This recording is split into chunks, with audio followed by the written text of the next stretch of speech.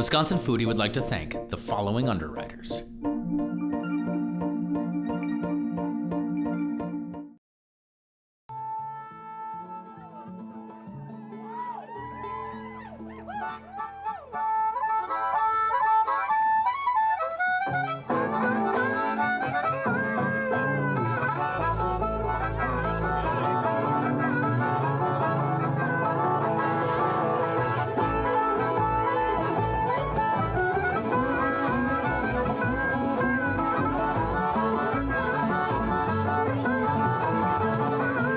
This is a third-generation family farm. My grandpa founded this farm. My dad bought it in 1976. I bought it in 2006. And I have just been trying to find a creative way to sustain the beautiful institution of the family farm. This is my darling daughter. No. Hang on tight, girl. She's wearing her Horseshoes sweatshirt. My motto for this year is Pizza on the Farm is we're saving the family farm one pizza party at a time. This is what we figured out up here. We're taking the most common food in America, we're putting our own local spin on it at Stoney Acres Farm with ingredients grown right on the farm. And I am so happy for the reception. We're having a special ticketed event featuring Horseshoes and Hand Grenades, the best band ever produced by North Central Wisconsin. I forgot how this goes. Okay, I got it. Something like that. 1, 2, 3, 4. Hey, my name's Adam Greuel. We're from Horseshoes and Hand Grenades, a 5-piece string band from the great state of Wisconsin. You know, we're here today. We've been doing a show for and this might be the 5th one. We do this show out at Stoney Acres Farm. Out in the country, Athens, Wisconsin, kind of the beginning of the Northwoods of Wisconsin. And they've got a really cool thing going where, we call it the Pizza Farm because they use all their homemade, or homegrown rather, ingredients, and they do this pizza thing. And our show coincides with an all-you-can-eat pizza night. Which, the theory, I think, is you consume mass quantities of pizza and then you dance it off by the end of the night. So it's calorically, it hovers right around 0. Oh yeah. Stoney Acres, you really can't go wrong. This place is like, it's a dream, honestly. Good food, good people, good farmers, good music. That's some seriously good pie. I really, really enjoy that thin, almost crackery crust on the base. And knowing that it's wheat that's been milled here, that's used as a cover crop for the wintertime, that's the kind of ingenuity that keeps Wisconsin's agricultural part moving forward. All these ingredients came from this farm, which kind of blows my mind. If you think about it, that's a really, really hard thing to do. But honestly, it's a thing that makes the entire ecosystem here better. Because all these creameries, the butchers, the folks who are working hard to make sure that every single thing on this pizza pops, this is the most local, regional pizza I've ever had. And Athens, they do it right.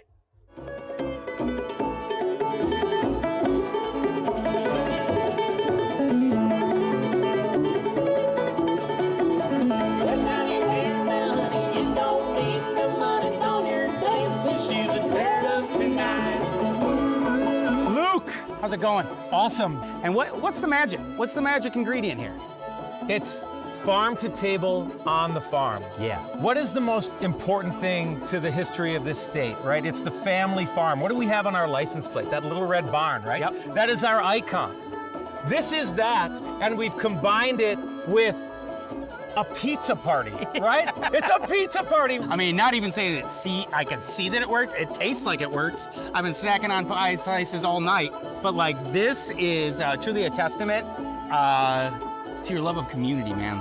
And that, I think, is so beautiful in this day and age, seeing people who do the hard work, who grow the food for their community, host their community, who throw cultural events that people can come in and connect over. That's the missing link.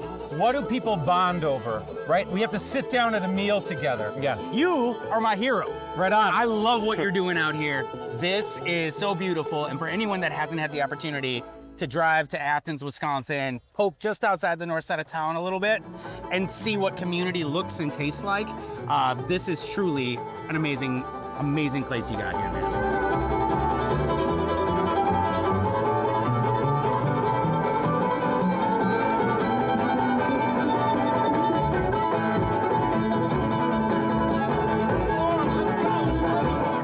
Stoney Acres is a dream.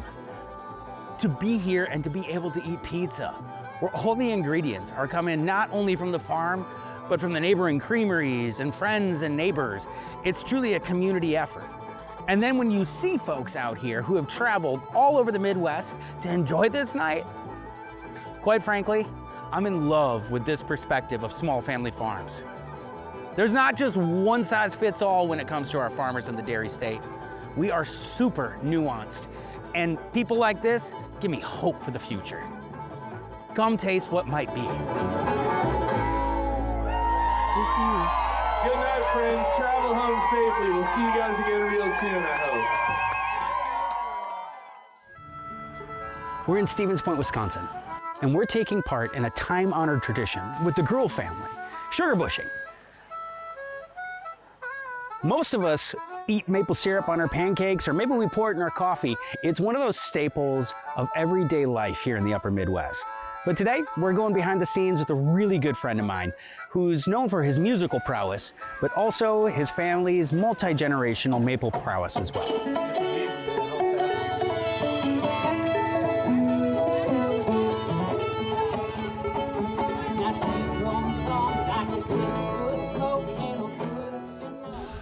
Time to go sugar bushing.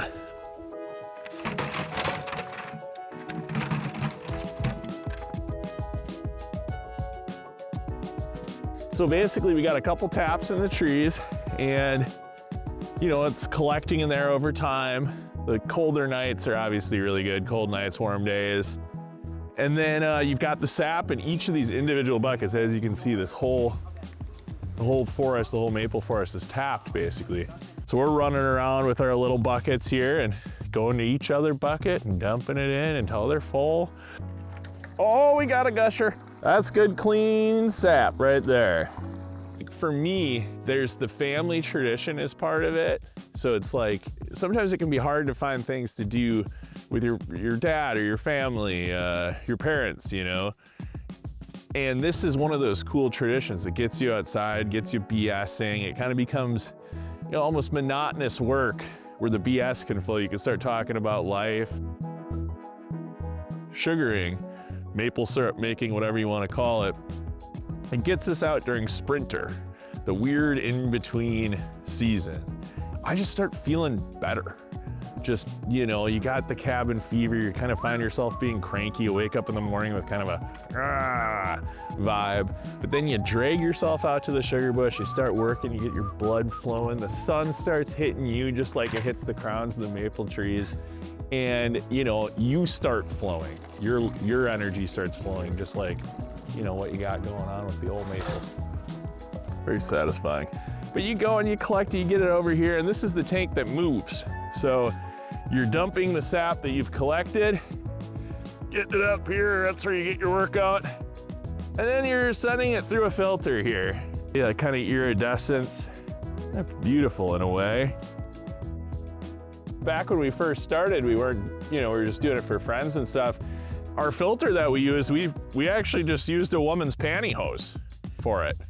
And man, that worked just as good, but we graduated to the cheesecloth.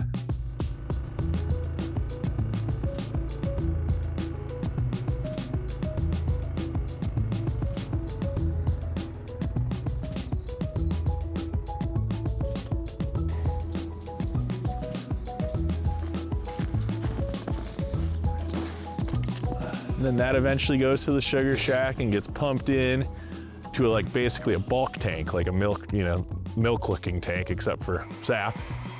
And then we pump it from there into another tank that feeds the evaporator. So basically, when you're a sugar maker, all you're really doing is moving sap from one thing to another, to another, to another, so you can put some syrup on a flapjack. So here we've got Persephone. Persephone is, you know, the goddess of springtime. You know, it's kind of one of those symbols for us. It's made it into songs, things like that. And for whatever reason, it produces really awesome sap. And it's a good lesson for the singles out there. Sometimes the best sap is right in front of you. We haven't tapped it yet this year, and it's kind of like a ceremonious thing we do because it's fun, and it's the family maple. Of all the maples that you tap, this one has the most emotional significance. Well, we talk to it. Yeah. Not just during maple syrup season, but it's kind of a place of meditation. Sure, what do you say? Like what? Damn, honey, you're beautiful.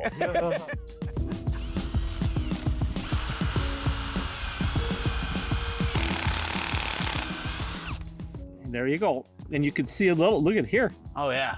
We got a gusher. We got a gusher. That pig is really gushing. And this is why I call it Persephone. Oh, the goddess. The goddess of spring. Wow, she is really running too. There it is. And now we done got Persephone tapped. She's a beaut. She looks happy. She does look happy. Knowing that the sap is running from that tap. Yeah. This one has been here. So I'd be curious to see where we're at today. I collected this 2 days ago. We're sitting at, this is 2 gallons of sap. Some people revere the medicinal qualities of maple sap. It's nature's Gatorade, man. That's what it is, yeah. That's delicious. That's gonna get you just zing it. You're gonna be zooted in no time. You know, and that's probably not more than a couple hours old. That is so good. It's so good. I mean, you get I'll tell you what. There goes the profit. Exactly. Some people think the syrup just shoots right out of the tree. They don't know the whole, you know, collecting oodles and oodles of it and cooking it down. Yeah. And speaking of, I feel like nobody's manning the sugar shack. Oh, Let's go put some eyes on that. Let's just bring some lawn chairs out and just sit here and drink. Yeah, man, this is the sugar shack. Purely for scientific purposes, would it be possible to taste a little bit of what's going on right now? Yeah, right, you betcha we could. Happen to have a ladle right here. Hey, awesome. Give yourself a scoop. I'd go for that one right there. This one? Yeah. Yep, that would be it. Was the crowd favorite. Consensus pick. Oh my gosh.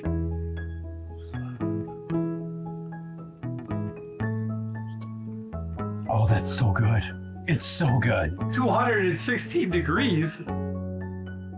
Holy moly. Isn't that crazy? Now there you guys in a sugar shack just passing around a syrup spoon. That's hot. Actually, that is just what the doctor ordered. It's very, very deep in flavor. It's like a sweater on the inside. It is like a sweater on the inside, right here in Stevens Point.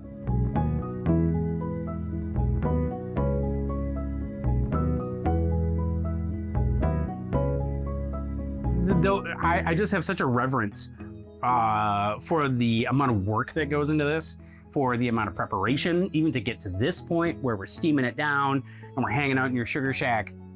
It's truly a labor of love. It's cool, isn't it? Yeah. And yeah, I mean, it ties in a lot of things. It ties in, you know, your love of nature, your need for getting outside during the cabin fever time of the year.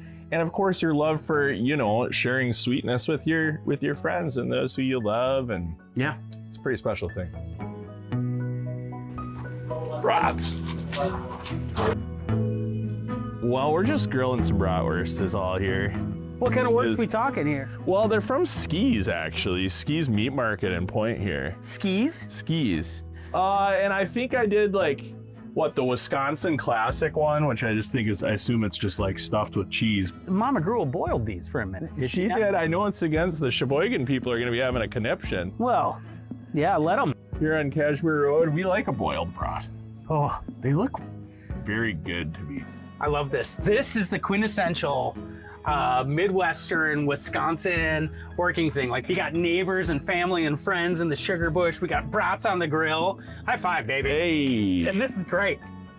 happy. Oh, it's the spring equinox, Of gosh dang course. it. Yeah, look at us. Perfect. Look at us. Equinox. Smoking out the sugar shack with bratwursts. All right, here you go, Luke. Stevens Point, the Maple Brat.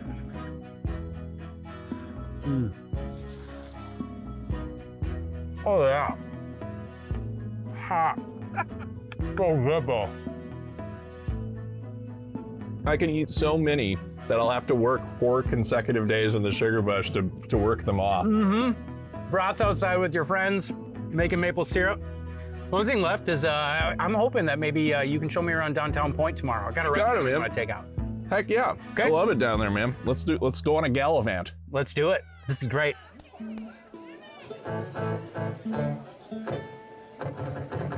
Little town's traveling drink. I'm so gonna stranger sleep. I held on a little long. I held on a little long.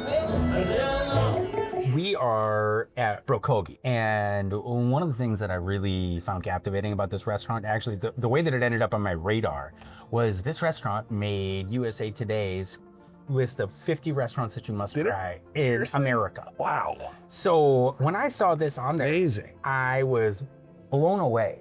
And I've kind of missed it, to be honest. And growing up, we were a very, traditional Polish German eating family.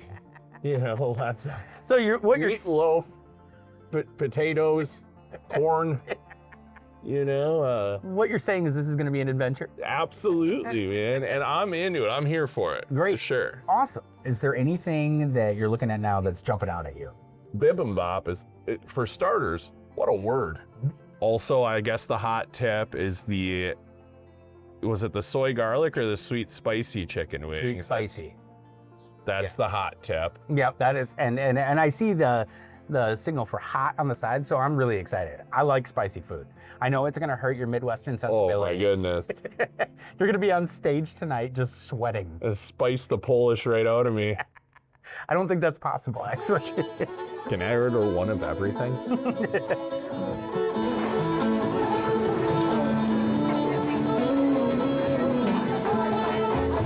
I'm so glad to be doing this today because, I've probably driven by this place 100 times, and many of those times I've thought, I gotta go there. Right. And sometimes you just need a little nudge from a buddy to make it happen. You're a touring musician.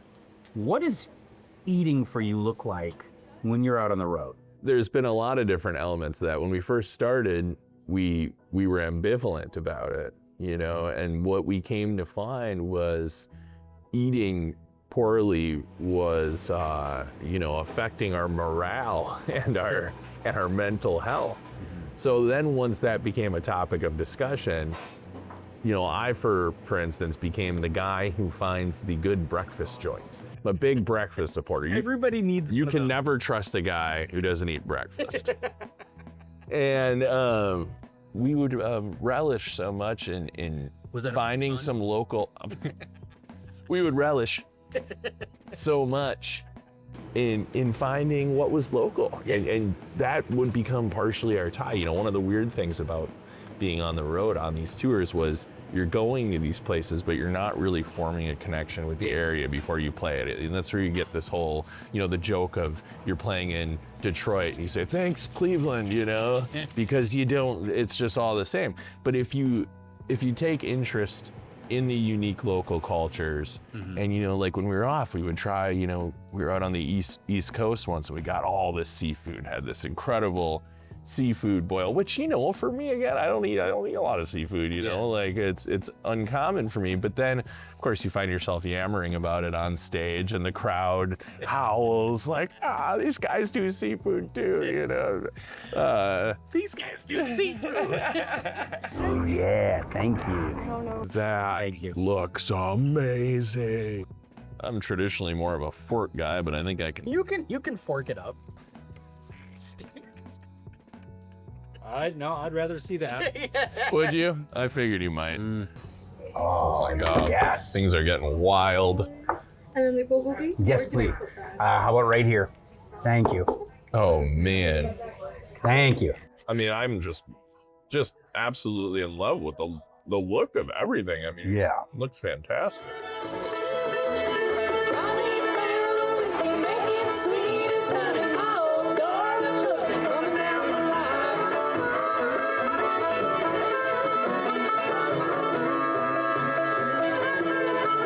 That is so good. That beef, my God, it's delicious.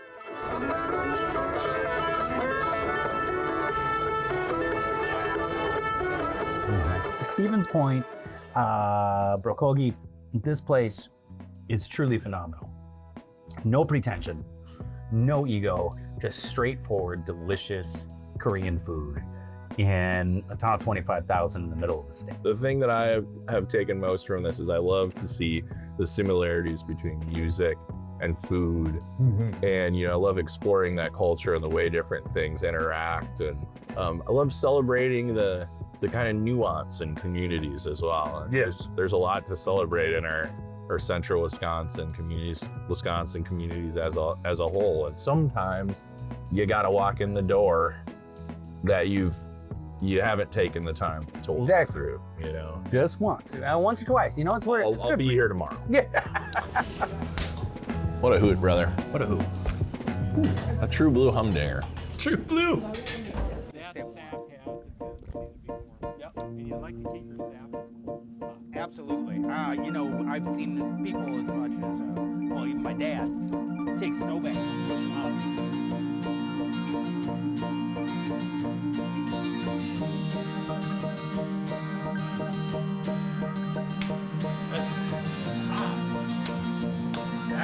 That is just what the doctor ordered. It's like a sweater on the inside.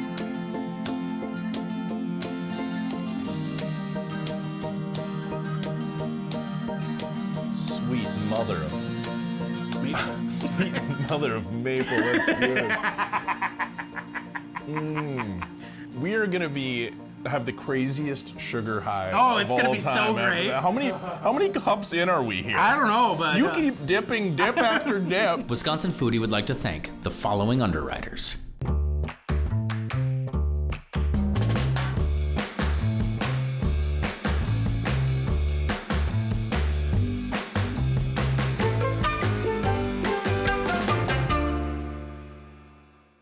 Did you know Organic Valley protects over 400,000 acres of organic farmland? So are we an organic food cooperative that protects land? Or land conservationists who make delicious food? Yes, we are. Organic Valley. Wisconsin is known for some pretty great things, like football, food, and family. At Jones Dairy Farm, we're proud to be a Wisconsin company, one that's been family-owned and operated in Fort Atkinson. Jones, making mealtime better since 1889. The Wisconsin potato and vegetable growers are proud underwriters of Wisconsin Foodie. It takes love of the land and generations of farming know-how to nurture a quality potato crop. Ask any potato farmer and they'll tell you there's a lot of satisfaction in healthy grown crops. Employee-owned New Glarus Brewing Company has been brewing and bottling beer for their friends only in Wisconsin since 1993. Just a short drive from Madison, come visit Swissconsin and see where your beer's made. With additional support coming from The Conscious Carnivore. From local animal sourcing to on-site, high-quality butchering and packaging, The Conscious Carnivore can ensure organically raised, grass-fed, and healthy meats through its small group of local farmers. The Conscious Carnivore. Know your farmer, love your butcher.